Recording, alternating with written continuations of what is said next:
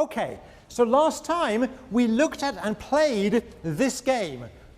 You had to choose grades, you had to choose alpha and beta, and this table told us what outcome would arise. In particular, what grade you would get and what grade your pair would get. So for example, if you'd chosen beta and your pair had chosen alpha, then you would get a C and your pair would get an A. And one of the first things we pointed out is that this is not quite a game yet. It's missing something. This has outcomes in it. It's an outcome matrix. But it isn't a game because for a game, we need to know payoffs. Okay? And then we looked at some possible payoffs, and now it is a game. So this is a game, just to give you some more jargon, this is a normal form game.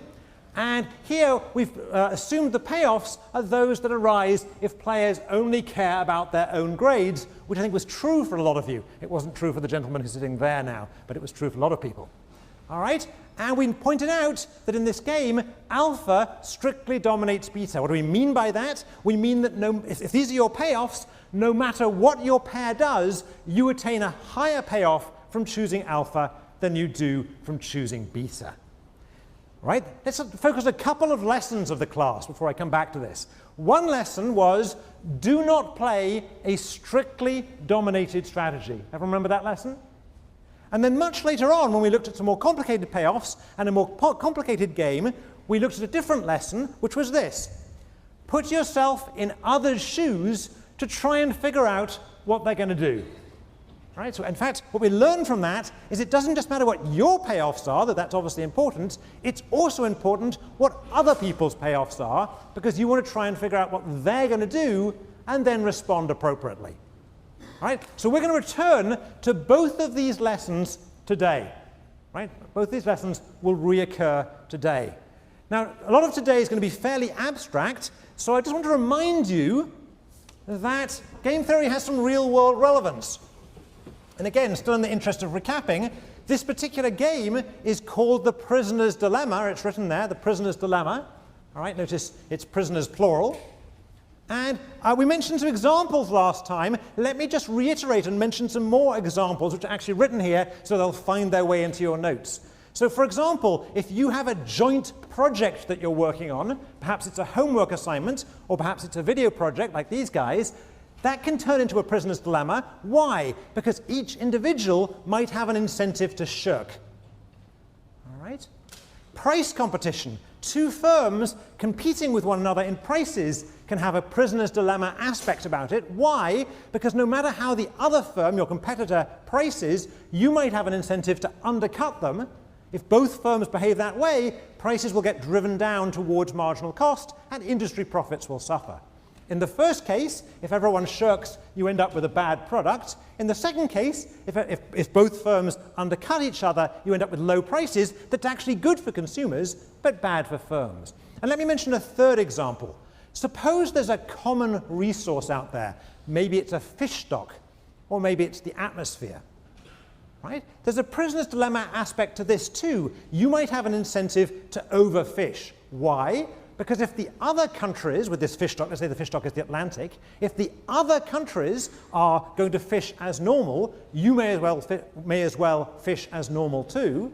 And if the other countries aren't going to cut down on their fishing, then you want to catch the fish now because there aren't going to be any there tomorrow. Right? Another example of this would be global warming and carbon emissions. Again, leaving aside the science, about which I'm sure some of you know more than me here, the issue of carbon emissions is a prisoner's dilemma. Each of us individually has an incentive to emit carbons as usual. Right? If everyone else is cutting down, I don't have to. And if everyone else does cut down, I don't have to. I end up using hot water and driving a big car and so on.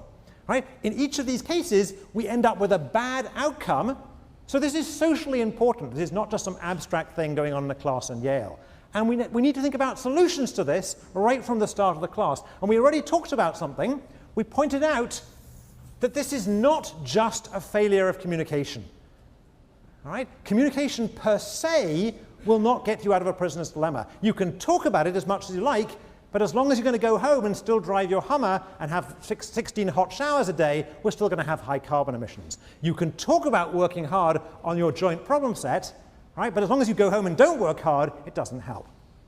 All right? In fact, if the other person is working hard or is cutting back on their carbon emissions, you have every bit more incentive to not work hard or keep high carbon emissions yourself. So we need something more, and kind of things we can see more. We can think about contracts. We can think about treaties between countries. We can think about regulation. All of these things work by changing the payoffs. Not just talking about it, but actually changing the outcomes, actually, and changing the payoffs. Right? Changing the incentives. Right? Another thing we can do, very important thing, is we can think about changing the game into a game of repeated interaction and seeing how much that helps. And we'll come back and revisit that later in the class. And one last thing we could think of doing, but we have to be a bit careful here, is we could think about changing the payoffs by education. Right? I think of that as the Maoist strategy. Right? Lock people up in classrooms and tell them they should be better people.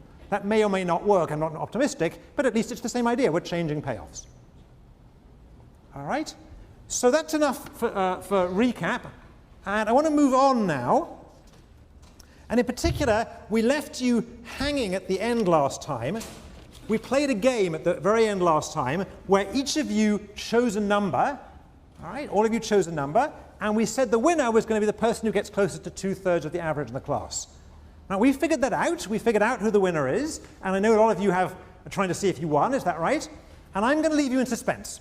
Okay, so I'm going to tell you today who won. We did figure it out. And we'll get there. But I want to do a little bit of work first. All right? So I'm just going to leave it in suspense. That'll stop you walking out early if you want to win the prize. All right. So there's going to be lots of times in this class when we get to play games, we get to have classroom discussions, and so on. But there's going to be some times when we have to slow down and do some work. And the next 20 minutes are going to be that. All right? So with apologies for being a bit more boring for 20 minutes, let's do something we'll call formal stuff. Right? In particular, I want to develop and make sure we all understand what are the ingredients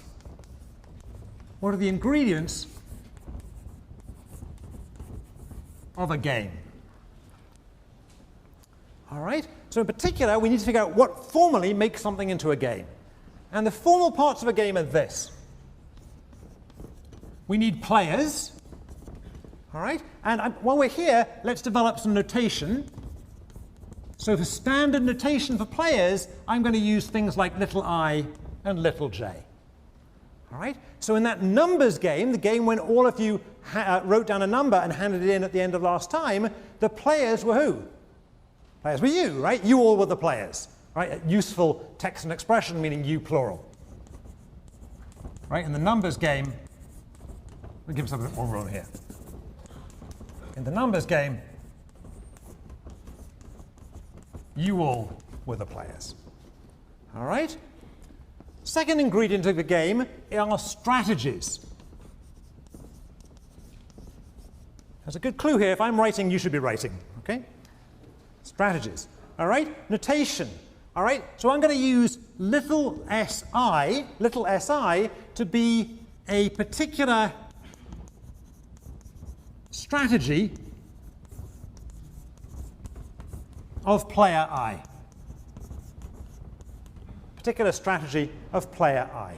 So an example in that game might have been choosing the number 13. All right, everyone understand that? Now I need to distinguish this from the set of possible strategies of player I. So I'm going to use capital SI to be what? To be the set of alternatives, the set of possible strategies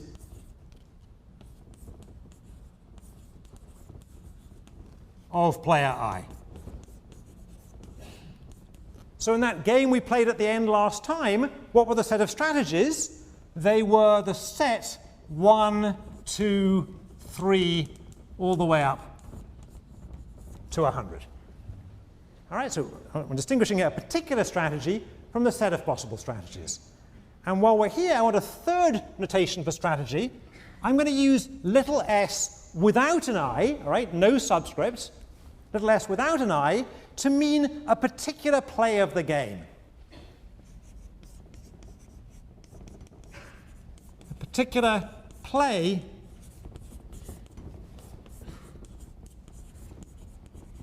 of the game. So what do I mean by that? All of you at the end last time wrote down this number and handed them in. So we had one number, one strategy choice for each player each person in the class. So here they are. Here's my collected in set of strategy choices. Here's the bundle of bits of paper you handed in last time. This is a particular play of the game. All right, I've got each person's name, and I've got a number from each person, a strategy from each person. All right, we actually have it on a spreadsheet as well, so here it is written out on a spreadsheet. Right, each of your name is on this spreadsheet, and the number you chose. All right, so that's a particular play of the game, and that has a different name. We sometimes call this a strategy profile. So in the textbook, you'll sometimes see the term a strategy profile or a strategy vector or a strategy list. It doesn't really matter. What it's saying is one strategy for each player in the game. All right? So in the numbers game, this is the spreadsheet. Or an example of this is the spreadsheet. All right? I need to make it so you can still see that. I'm going to pull down these boards.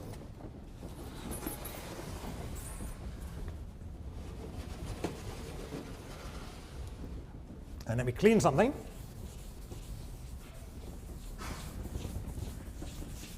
So you might think we're done, right? We've got players.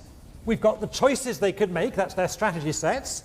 We've got those individual strategies. And we've got the choices they actually did make. That's the strategy profile. Seems like we've got everything you could possibly want to describe a game. What are we missing here? Say, shout it out. Payoffs. We're missing payoffs, right? So to complete the game, we need payoffs. All right? And again, I need notation for payoffs. So in this course, I'll try and use U for utile to be player I's payoff.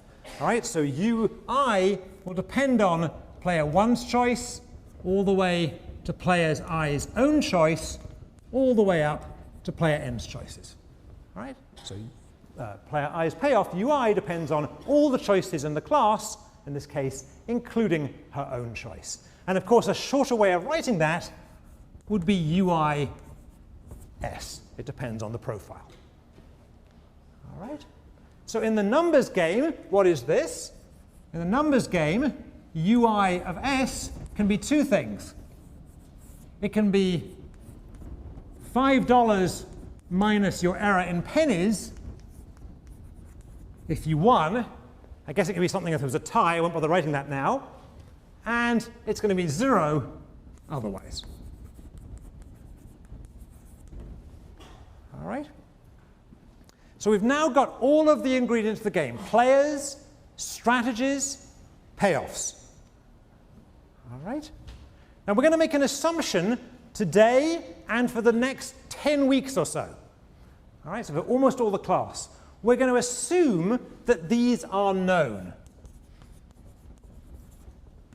We're going to assume that everybody knows the possible strategies everyone else could choose, and everyone knows everyone else's payoffs. Now that's not a very realistic assumption, and we are going to come back and challenge it at the end of the semester, but this will be complicated enough to get us a lot of material in the next 10 weeks. I need one more piece of notation,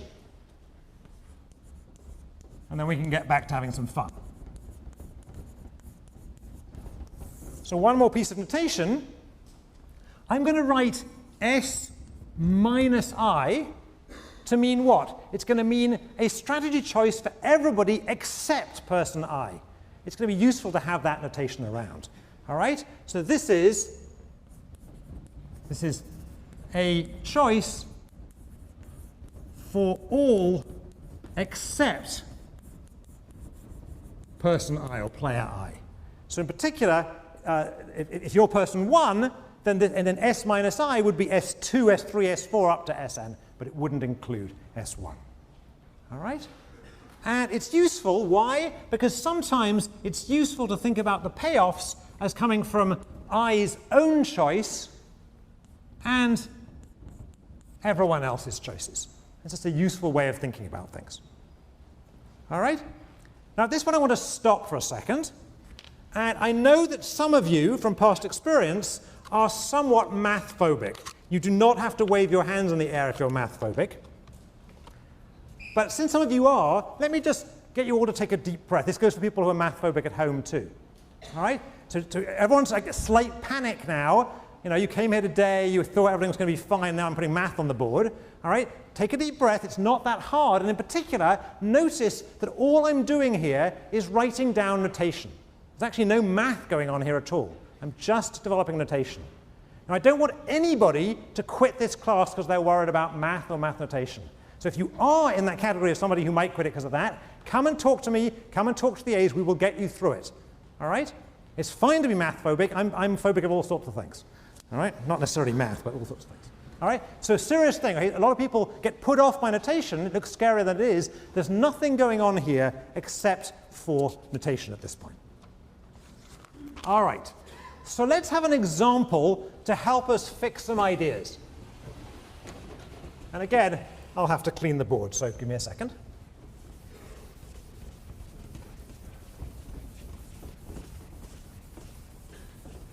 I think an example might help those people who are disturbed by the notation. So here's a game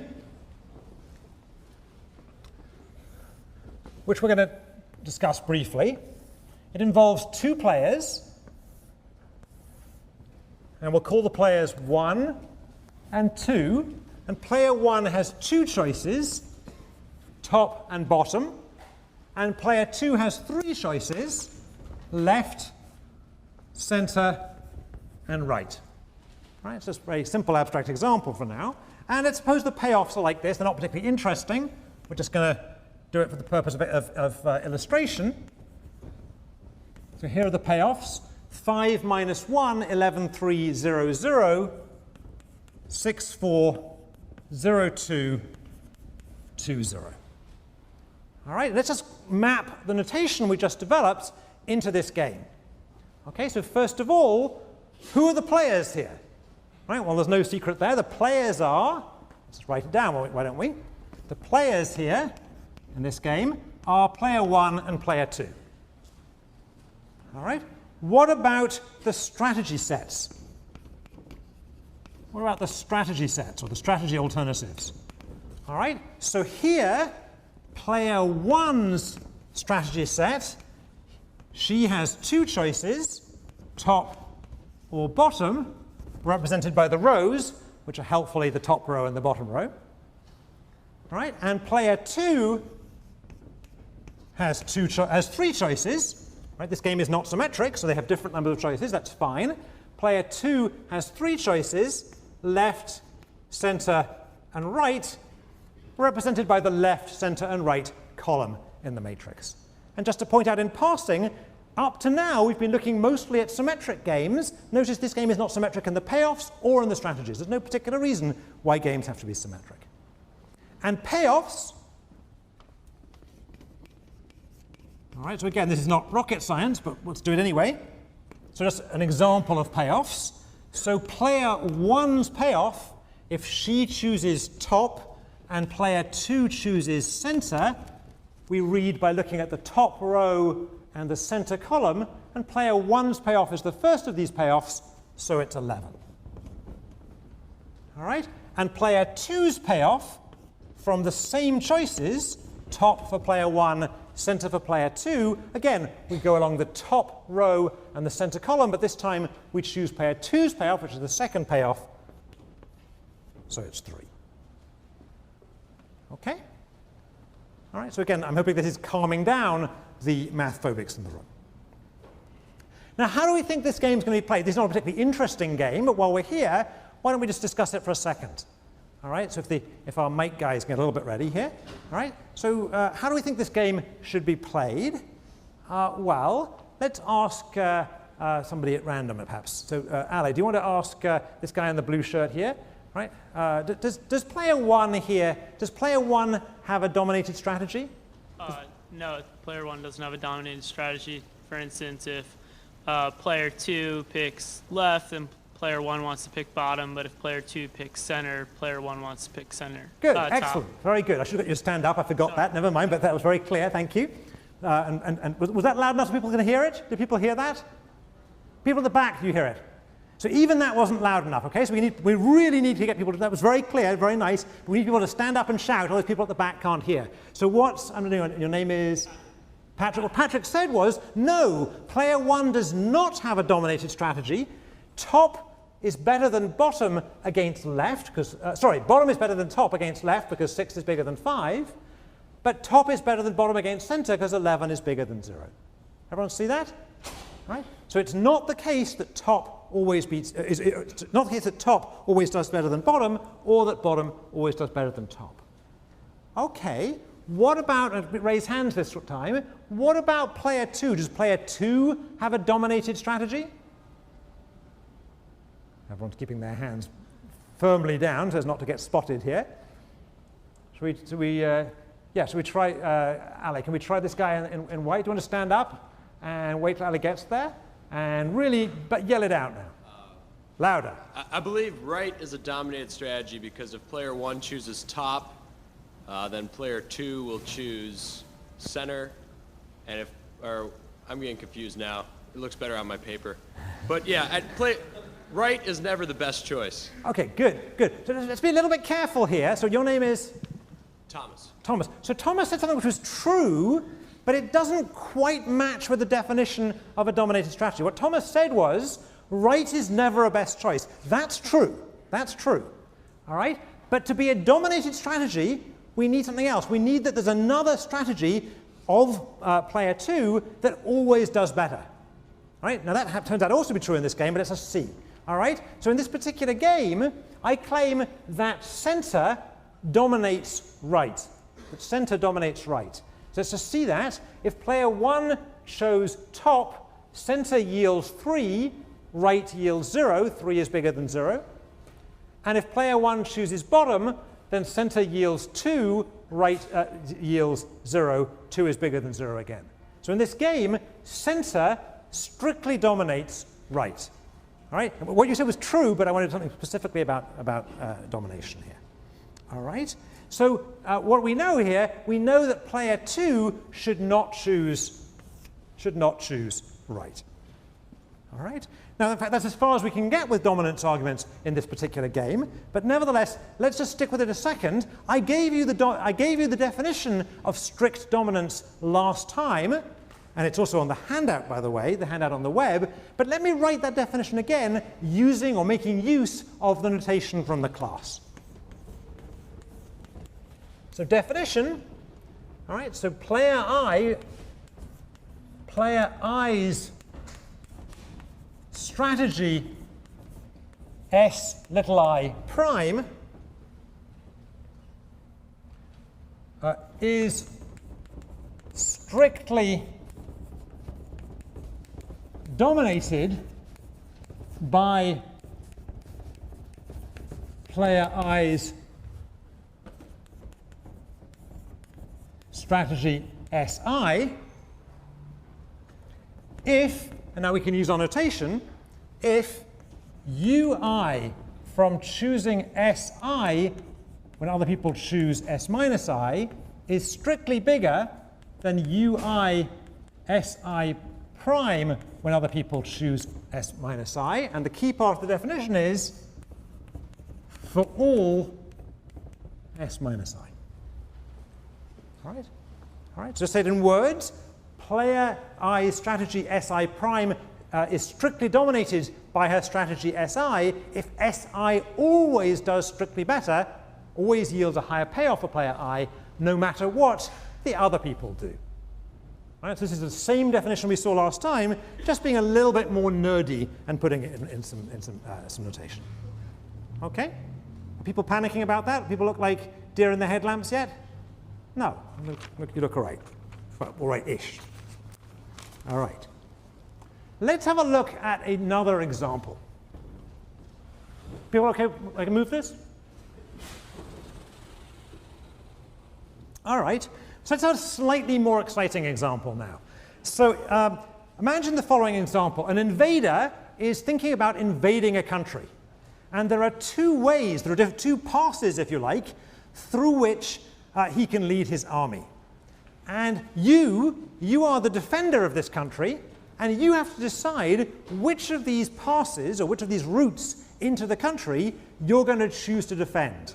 And the catch is you can only defend one of these two routes.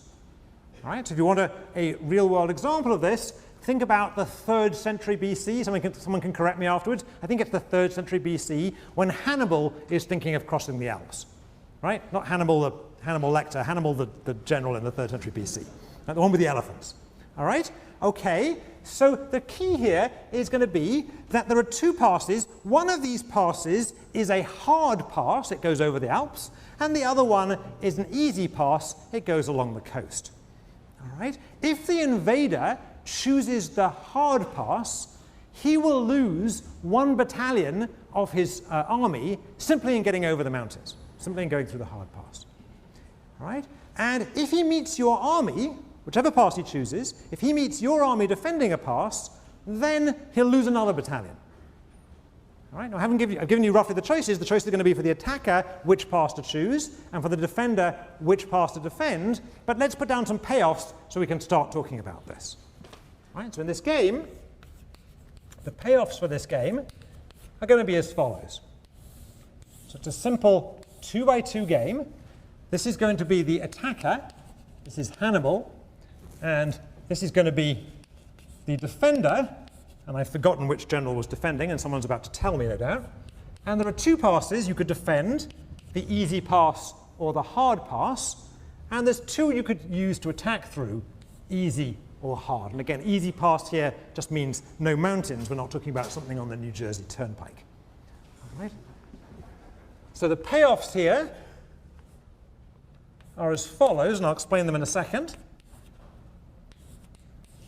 All right, so his payoff, the attacker's payoff, is how many battalions does he get to bring into your country? He only has 2 to start with.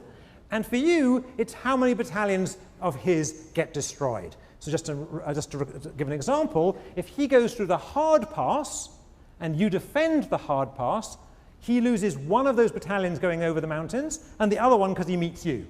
So he has none left, and you've managed to destroy 2 of them. Right? Conversely, if he goes on the hard pass and you defend the easy pass, he's going to lose 1 of those battalions, so he'll have 1 left. He lost it in the mountains, but that's the only one he's going to lose because you were defending the wrong pass. All right, everyone understand the payoffs of this game? All right, so now imagine yourself as a Roman general. Right, this is going to be a little bit of a stretch for imagination, but imagine yourself as a Roman general, and let's figure out what you're going to do. You're the defender, what are you going to do? All right, so let's have a show of hands. How many of you think you should defend the easy pass? Raise your hands, let's raise your hands so Jude can see them. Keep them up, wave them in the air, bit of motion, wave them in the air. Should put your flags, okay? Because these are the Romans defending the easy pass. And how many of you think you're going to defend the hard pass? We have a huge number of people who don't want to be Roman generals here. All right, let's try it again. No abstentions, right? I'm not going to penalize you getting the wrong answer. All right, so how many of you think you're going to defend the easy pass? Raise your hands again. And how many think you're going to defend the hard pass? All right, so we have a majority choosing easy pass. Quite a large majority. So what's going on here? Is it the case that defending the easy pass dominates defending the hard pass? Is that the case? Is it the case that defending the easy pass dominates defending the hard pass? You can shout out. No, it's not. In fact, we can check that if the attacker attacks through the easy pass, not surprisingly, you do better if you defend the easy pass than the hard pass, 1 versus 0. But if the attacker was to attack through the hard pass, again, not surprisingly, you do better if you defend the hard pass than the easy pass. All right, so that's not an unintuitive finding. It isn't the case that defending easy dominates defending hard. You just want to match with the attacker. Nevertheless, almost all of you chose easy. What's going on? Can someone tell me what's going on? Let's get the mics going a second. So can we catch the guy with the can we catch this guy with the beard? If we just wait for the mic to get there, and if you could stand up, and shout. There you go. Because you want to minimize the amount of enemy soldiers that reach Rome or whatever the location is. All right, you want to minimize the number of soldiers that reach Rome. That's true. On the other hand, we've just argued that you don't have a dominant strategy here. It's not the case that easy dominates hard. What else could be going on? While we've got you up, why don't we get the other guy who's got his hand up there in the middle? And again, stand up and shout in that mic. Point your face towards the mic. Good. It seems as though while you don't have a dominating strategy, it seems like Hannibal is better off attacking through. It seems like he would attack through the easy pass. Good. Why does it seem that? I think that's right. We're on the right lines now. Why does it seem like he's going to attack through the easy pass? Well, if you're not defending the easy pass, he doesn't lose anyone, and if he attacks through the hard pass, he's going to lose at least one battalion. All right. So let's have a look at it from, let's do the exercise, let's do the second lesson that I emphasized at the beginning. Let's put ourselves in Hannibal's shoes. They're probably boots or something. I don't know, whatever you do when you're riding an elephant, whatever you wear. All right, let's put ourselves in Hannibal's shoes and try and figure out what Hannibal's going to do here. All right, so it could be, from Hannibal's point of view, he doesn't know which pass you're going to defend. All right, but let's have a look at his payoffs. If you were to defend the easy pass, and he goes through the easy pass, he will get into your country with 1 battalion, and that's the same as he would have got if he went through the hard pass. So if you defend the easy pass, from his point of view, it doesn't matter whether he chooses the easy pass, he gets 1 in there, or the hard pass, he gets 1 in there. But if you were to defend the hard pass, if you were to defend the mountains, then if he chooses the easy pass, he gets both battalions in, and if he chooses the hard pass, he gets no battalions in. All right? So in this case, easy is better. And we have to be a little bit careful. It's not the case that for Hannibal, choosing the easy pass to attack through strictly dominates choosing the hard pass, but it is the case that there's a weak notion of domination here. It is the case, and to introduce some jargon, it is the case that the easy pass for the attacker weakly dominates the hard pass for the attacker. What do I mean by weakly dominate? It means by choosing the easy pass, he does at least as well, and sometimes better, than he would have done had he chosen the hard pass. All right? So here we have a second definition, a new definition for today. And again, we can use our jargon. Definition: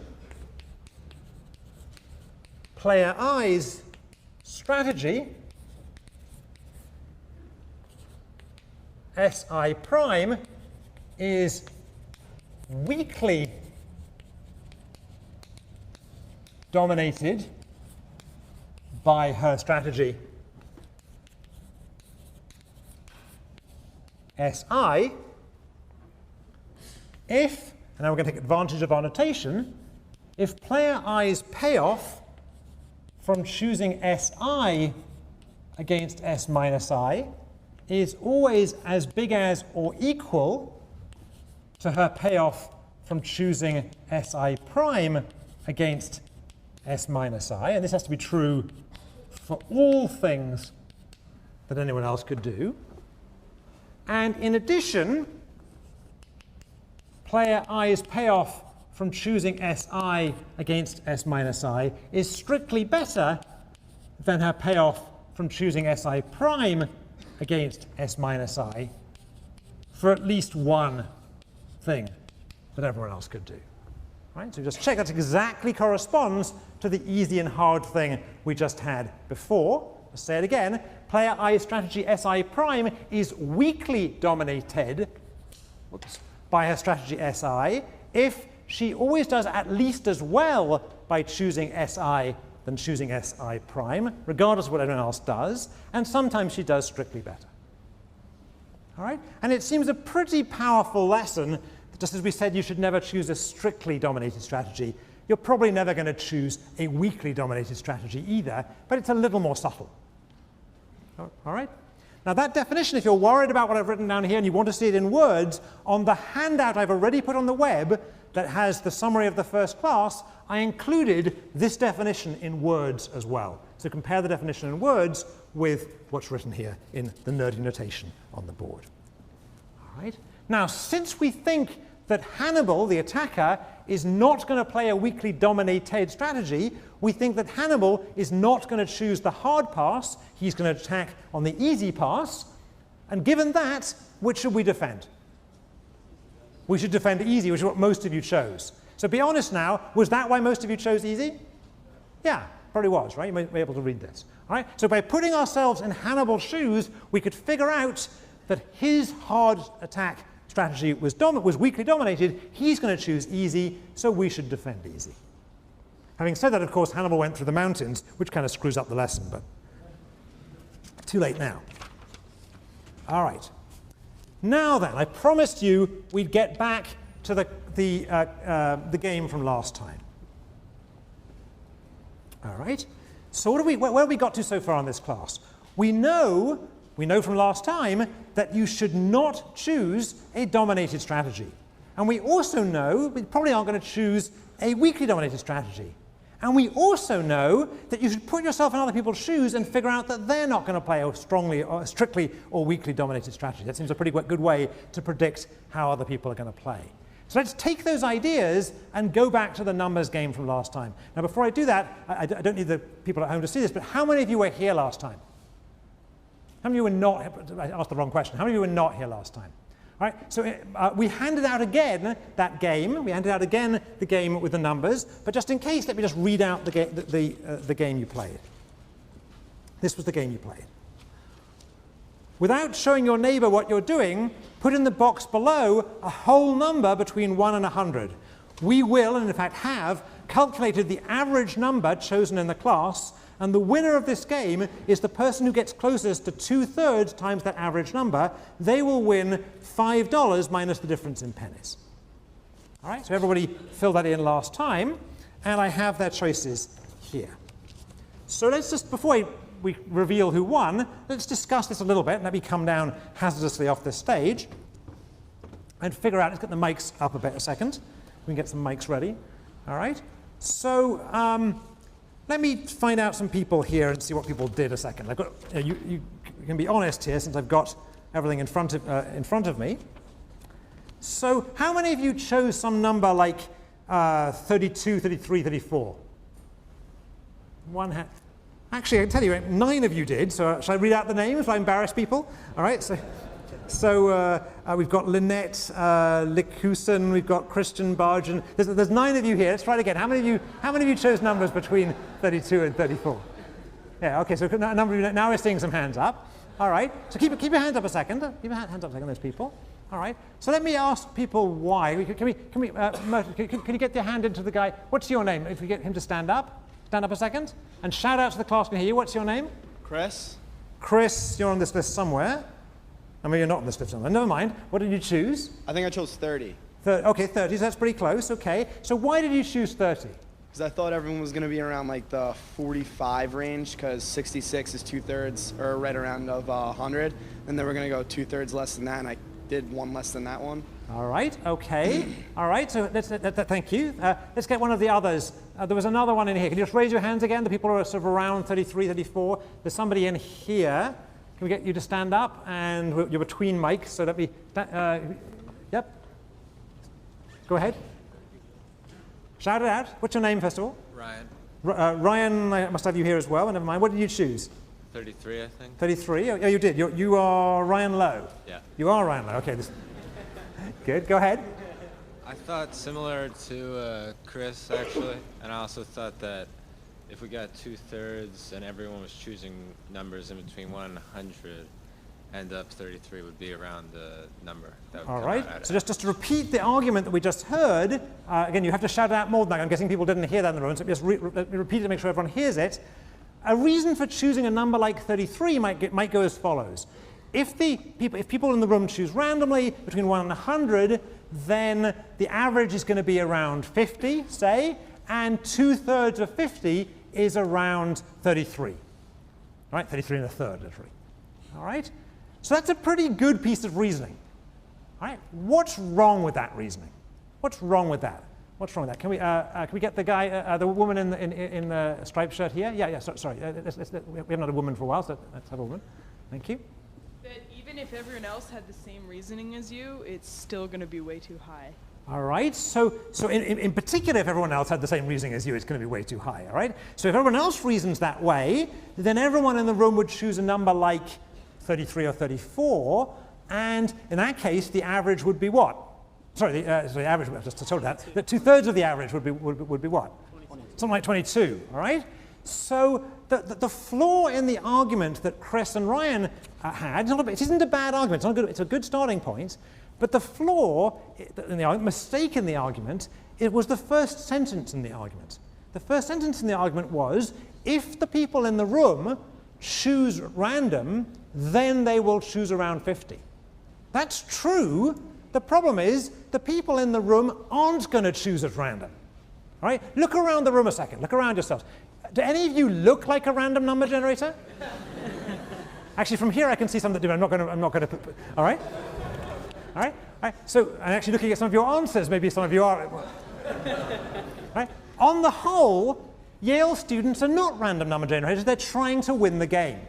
All right. So they're unlikely to choose numbers at random. Right? If they, we also a further argument. If in fact everyone thought that way, and if you figured out everyone was going to think that way, then you would expect everyone to choose a number like 33, and in that case, you should choose a number like 22. How many of you, raise your hand a second, how many of you chose numbers in the range 21 through 23? There's way more of you than that.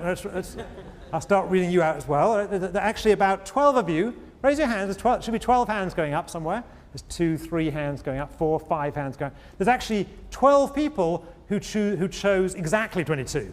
So considerably more if we include 23 and 21. All right. So those people, I'm guessing, were thinking this way. Is that right? Let me get one of my 22s up again. So here's a 22. Here's a 22. You want to get this guy? So what's your name, sir? Stand up and shout. Brian. Yep. And you chose 22? I chose 22 because I thought that most people would play the game dividing by 2/3 a couple of times and give numbers averaging around the low 30s. All right. So if you think people are going to play in a particular way, in particular if you think people are going to choose the strategy of Ryan and Chris and choose around 33, then 22 seems a great answer. But you underestimate your Yale colleagues. In fact, 22 was way too high. All right. Now, again, let's just iterate the point here. Let's just repeat the point here. The point here is when you're playing a game, you want to think about what other people are trying to do to try and predict what they're trying to do. And it's not necessarily a great starting point to assume that the people around you are random number generators. They have aims, trying to win, and they have strategies too. Let me take this back to the board a second. So in particular, are there any strategies here we can really rule out? Right, so we said already people are not random. Are there any choices we can just rule out? We know people are not going to choose those choices. Let's have someone here. Can we have the guy in green? Just wait for LA. There you go. Good. Stand up. Give me your name. My name's Nick. And shout it out so people can hear. No one is going to choose a number over 50. No one can choose a number over 50. Okay, I was going to. That actually got. Okay, that's fair enough. Some people did. It's fair enough. I was thinking something a little bit less. I mean, that's fine. I was thinking something a little bit less ambitious. Somebody said 66. So let's start analyzing this.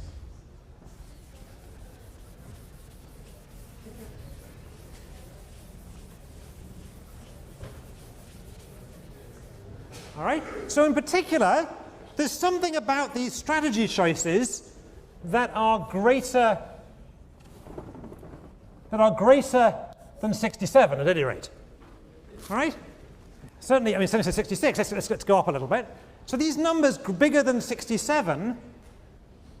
What's wrong with numbers bigger than 67? What's wrong? Raise your hands if you have an answer to that. What's wrong? Can we get the guy in red who's right close to the microphone there? Stand up. Give me your name. Stand up. Shout it out to the crowd. Peter. Yep. And if everyone chooses 100, It would be 67. All right, good. So even if everyone in the room didn't choose randomly, but they all chose 100, a very unlikely circumstance. But even if everyone chose 100, the highest the average could, the highest 2/3 of the average could possibly be is 66 2/3. Hence 67 would be a pretty good choice in that case. So numbers bigger than 67 seem pretty crazy choices, but crazy isn't the word I'm looking for here. What can we say about those choices, those strategies, 67 and bigger than 67, 68 and above? What can we say about those choices? There's somebody right behind you, the woman right behind you. Shout it out. They have no payoffs for the They have no payoffs? What's the jargon here? Let's use our jargon. Somebody shout it out. What's the jargon about that? They're dominated, all right? So these strategies are dominated. Actually, they're only weakly dominated, but that's okay. They're certainly dominated. Right? In particular, a strategy like 80 is dominated by choosing 67. Right? You will always get a payoff from choosing 67, at least as high and sometimes higher than the payoff you would have got had you chosen 80, no matter what else happened in the room. So these strategies are dominated. We know from the very first lesson of the class last time that no one should choose these strategies. They're dominated strategies. All right?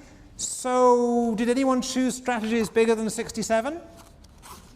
Okay, I'm not going to read out names here, but turns out 4 of you did. I'm not going to make you wave it, okay?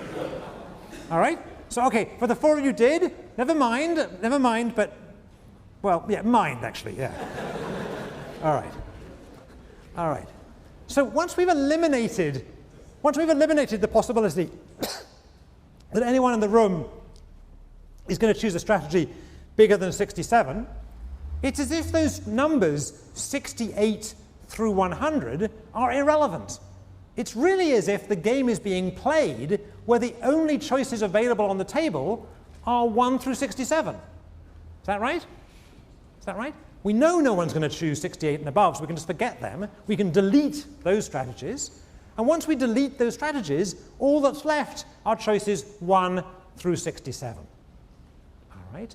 So can somebody help me out now? What can I conclude now I've concluded that the strategies 68 through 100 essentially don't exist or have been deleted?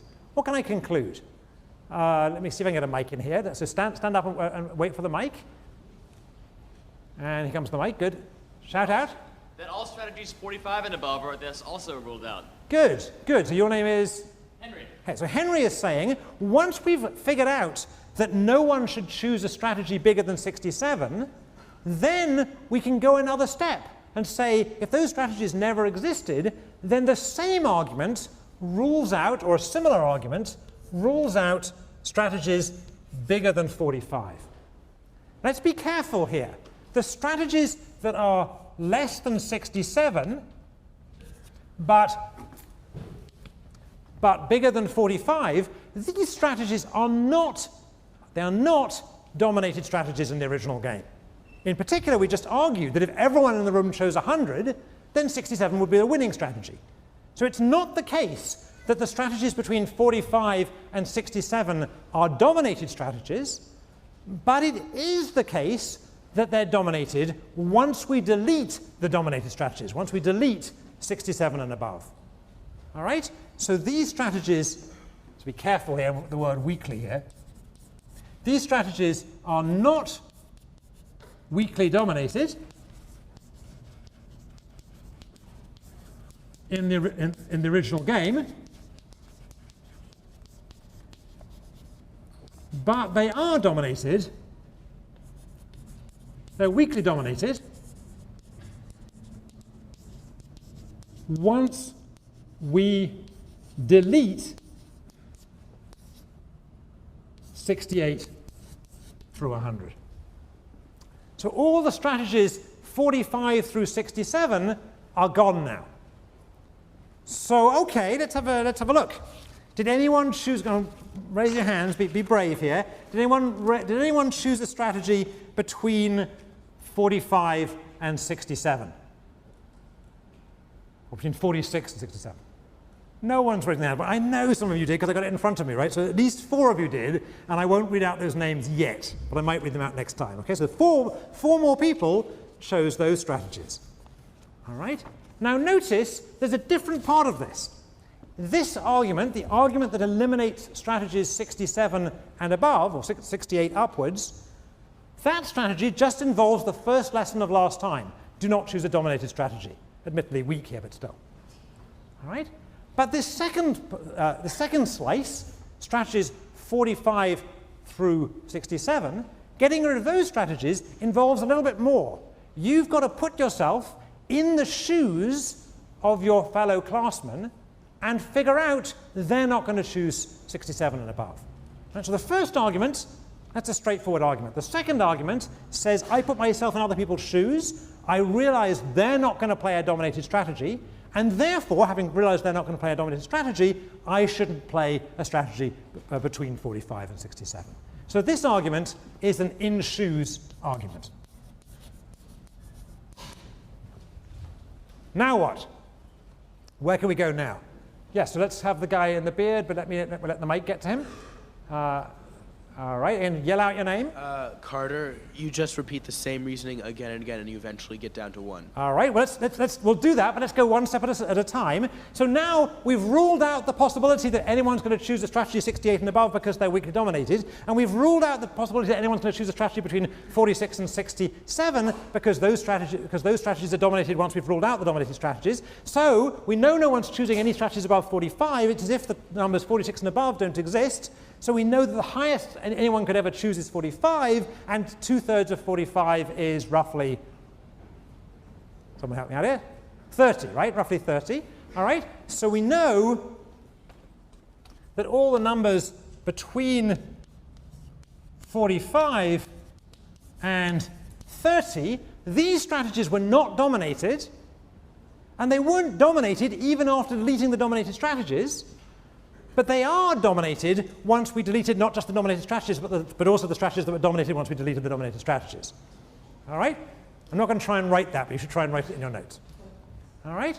So without writing that argument down in detail, notice that we can rule out the strategies 30 through 45, not by just examining our own payoffs, not just by putting ourselves in other people's shoes and realizing they're not going to choose a dominated strategy, but by putting ourselves in other people's shoes while they are putting themselves in someone else's shoes and figuring out what they're going to do. All right? So this is an in-shoes, be careful where we are here, this is an in-shoes argument. At which point you might want to invent the sock. All right?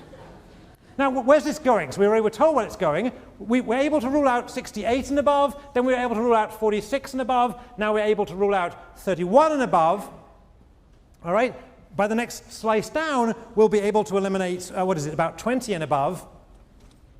All right, so 30 down to above 20, and this will be an in-shoes,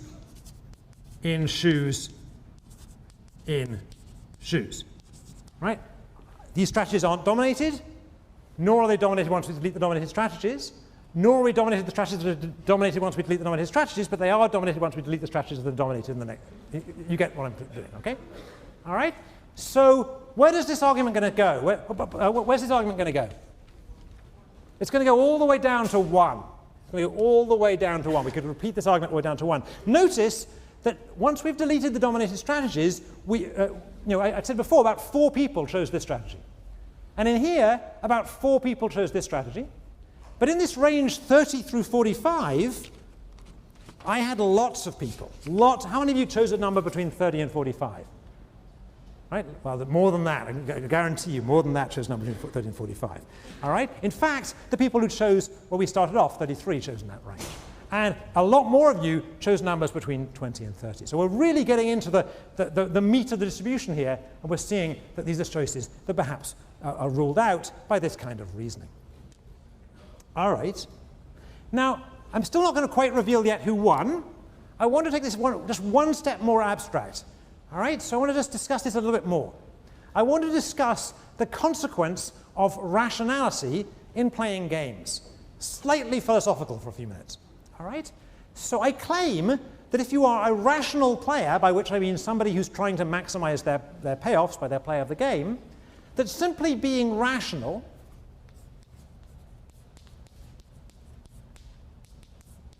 just being a rational player rules out playing these dominated strategies. All right, so the 4 of you who chose numbers bigger than 67, whose names I'm not going to read out, maybe they were making a mistake. All right? However, the next slice down requires more than just rationality. What else does it require?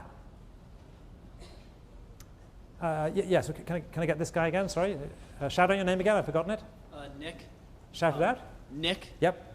The assumption that your opponents are being rational as well. Good. Good. So to rule out the second slice, I need to be rational myself, and I need to know that others are rational. All right, that's illegible, but never mind. What it says is rational and knowledge that other people are rational. Now, how about the next slice after that? Well, now I need to be rational. I need to know that other people are rational. And I need to know that other people know that other people are rational. All right, so to get this slice, let's get this next slice here, I need rationality. As some of you know, that's widely criticized in the social sciences these days. Are we right to assume that people are rational? But to get this slice, I need rationality. I need knowledge of rationality. Let's call that KR. And I need knowledge of rationality. All right? And as I go down further, I'm going to need rationality. I need to know people are rational. I need to know that people are rational. And I need to know that people know that people know that people are rational. All right? And let's just make this more concrete for you. These people, the 4 people who chose this, they made a mistake. What about the 4 people who chose numbers between 45 and 67? What can we conclude about those people? The people who chose between 45 and 67. Shall I read out their names? No, perhaps I better not. What can we conclude about those people? Yeah, we're never going to get the mic in. Let's try and get the mic in there. Come forward as far as you can and then really shout. Yep. They think their classmates are pretty dumb. Right, right. It's not necessarily that the 4 people who chose between 46 and 67 are themselves thick. It's that they think the rest of you are thick. All right? And down here, this doesn't require people to be thick or to think the rest of you are thick. They're just people who think that you think, they're just people who think that you think that they're thick. All right, and so on. Now to get all the way to 1, we're going to need very, very many rounds of knowledge of rationality. Does anyone know what we call it if we assume an infinite sequence of I know, that you know, that I know, that you know, that I know, that you know, that I know, that you know something? What's the expression for that? Technical, believe it or not, technical expression. Technical expression for that in philosophy is common knowledge. Common knowledge. Which I can never spell, so I'm going to wing it. All right? Common knowledge. Common knowledge is I know something, you know it, you know that I know it, I know that you know it, I know that you know that I know it, etc., etc., etc. An infinite sequence. All right? All right, but if we had common knowledge of rationality in this class, then the optimal choice would have been 1. How many of you chose 1? Look around the room. Let's pan the room. So keep your hands up a second. How many of you chose 1? So actually, a lot of you chose 1. 1 was the modal answer in this class. A lot of you chose 1. All right? So those people did pretty well. They must have done, they must be thinking they're about to win. But they didn't win. So it turns out that the average in this class, the average choice, was about 13 1/3, which means 2/3 of the average was 9. 2/3 of the average was 9. And some of you chose 9, so if you're here, stand up. The following people chose 9. That's not right. Where are the people who chose 9? I've got them here somewhere. Sorry, there's so many pages of people. Here we go. The following people chose 9, so stand up if you're here. And if you're their person's roommate if they're not here. All right, so Li Xing Chang, is Li Xing Chang here? Stand up if you're here. And Christopher Barrero, you can stand up if you're here. And William Fischel, are you here? Don't know if he's here. Jed Glickstein, are you here? Jed Glickstein, stand up if you're here. And Jeffrey Green, stand up if you're here. And Alison Hoyt. Stand up over here. No Alison Hoyt? Okay. And there's John Robinson. John Robinson? All right, so these people, well, can we get stay up a second so the camera can see you? There you go. There you go, and all the way around, all the way around. Wave to mum at home. All right. Can we get a round of applause for our winners?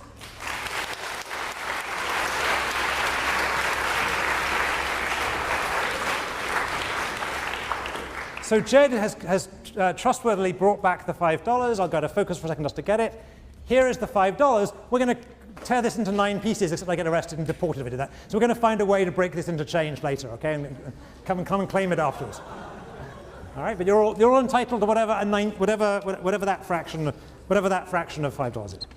All right. Okay, so why was it, after all that work, why was it that 1 wasn't the winning answer? Why wasn't 1 the winning answer? Let's have someone we haven't had before. Can we get a mic way in the back there? Can we get a mic in there on the row you're on? See if you can point. Actually, yeah, good. Stand up, shout. Stand up, shout. Yeah, go. Shout away. 1 would have been the winning answer. Louder. 1 would have been the winning answer had everyone assumed that the average would have been constantly compounded down to 1, but since a couple of people chose not incorrect answers, but the higher averages, then it was pushed up to 13. So to get all the way, good. So to get all the way, thank you. So to get all the way to 1, we need a lot, right? We need not just that you're all rational players, not just you know each other's rational, but you know everyone else is rational. I mean, I know you all know each other because you've been at Yale, but you also know each other well enough to know that not everyone in the room is rational, and you're pretty sure that not everyone knows that you're rational, and so on and so forth, right? So it's asking a lot to get to 1 here. And in fact, we didn't get to 1. In previous years, we were even higher. So this was a low this year. In 2003, the average was 18.5, and in 2004 it was 21.5, and in 2005 we had a class that didn't trust each other at all, I guess, because the average was 23. All right, and this year it was 13.3. Okay, we're getting better there, I think. All right. One nice thing, by the way, this is just chance, I think. The median answer in the class was 9, which is spot on. So the median hit this bang on. All right. Now, what I want you to do is I want you all to play again. We haven't got time to do this properly, even though I've given you the sheet. So write down, don't talk to your neighbors, write down a number. Don't talk among yourselves, that's cheating. Write down a number. If you haven't got a sheet in front of you, just write it on your notepad. Write down a number. Has everyone written down a number? All right, I'm going to do a show of hands now. How many, right, we'll get the camera on you. How many of you chose a number higher than 67? Oh, there's some spoil makers in the class. Okay. How many of you chose a number higher than 20? How many of you chose a number higher than 10? How many chose a number between 5 and 10? How many of you chose a number between 1 and 5? How many of you, excluding the people who chose 1 last time, how many of you chose a number that was lower than the number you chose last time? Now keep your hands up a second. All right. So almost all of you came down. Why? Why are we seeing this massive contraction? I'm guessing the average number in the class now is probably about 3 or 4, maybe even lower. All right. Why are we seeing this massive contraction in the numbers being chosen? The woman in green, I forgot your name, I'm sorry. We're not being rational if we pick a high number. All right, so part of it is you yourselves have figured out, some of you, that you shouldn't choose a high number, right? What else, though? What else? What else is going on here? Let's get somebody, there's a guy waving an arm out there. Yeah. You want to stand up behind the hat there? Yeah, that's you, yeah. Because we've repeated the game. It's true we've repeated it, but what is it about repeating it? What is it about talking about this game that makes a difference? Let me hazard a guess here. I think what makes a difference is not only do you yourselves know better how to play this game now, but you also know that everybody around you knows better how to play the game. Discussing this game raised not just each person's sophistication, but it raised what you know about other people's sophistication. And you know that other people now know that you understand how to play the game. So the main lesson I want you to get from this is that not only does it matter that you need to put yourself in other people's shoes and think about what their payoffs are, you also need to put yourself into other people's shoes and think about how sophisticated are they at playing games. And you need to think about how sophisticated do they think you are at playing games. And you need to think about how sophisticated do they think that you think that they are at playing games, and so on. Right? This level of knowledge, these layers of knowledge lead to very different play in the game. And to make this more concrete, if a firm is competing against a competitor, it can be pretty sure that that competitor is a pretty sophisticated game player and knows that the firm is itself. If a firm is competing against a customer, let's say for a non-prime loan, perhaps that assumption is not quite so safe. It matters in how we take game theory to the real world, and we're going to see more of this as the term progresses. Now I've got 5 minutes. Do I have 5 minutes left? So I've got 5 minutes to just take a little small aside here. We've been talking about knowledge and about common knowledge. And I just want to do a very quick experiment. So everyone stay in their seat. I'm going to get 2 TAs up here. I want to get Ali and Kai up here. And I wanted to show that common knowledge is not such an obvious a concept as I've made it seem on the board. Come up on stage a second. You can leave the mic, it's okay. All right, here we have 2 of our TAs. Actually, these are 2 head TAs. And I want you to face forward so you don't see what I'm doing a second, okay? All right, I'm about to put on their heads a hat. All right? All right, here's a hat on Ali's head. And here's a hat on Kai's head. Let's move them this way so they're in focus. All right? Now you can all see these hats, and they can see that. And if they turn around to each other, they can see each other's hat. All right? Now I want to ask you the question here. Here is a fact. All right? So is it common knowledge? Is it common knowledge that that at least one of these people has a pink hat on their head? Is it common knowledge? So I claim it's not common knowledge. What is known here?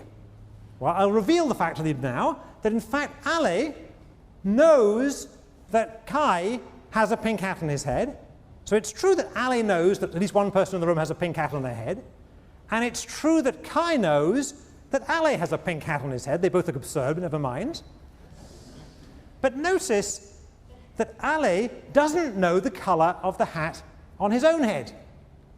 Right? So even though both people know, even though it is mutual knowledge that there's at least one pink hat in the room, Ali doesn't know what Kai is seeing. So Ali does not know that Kai knows that there's a pink hat in the room. In fact, from Ali's point of view, this could be a blue hat.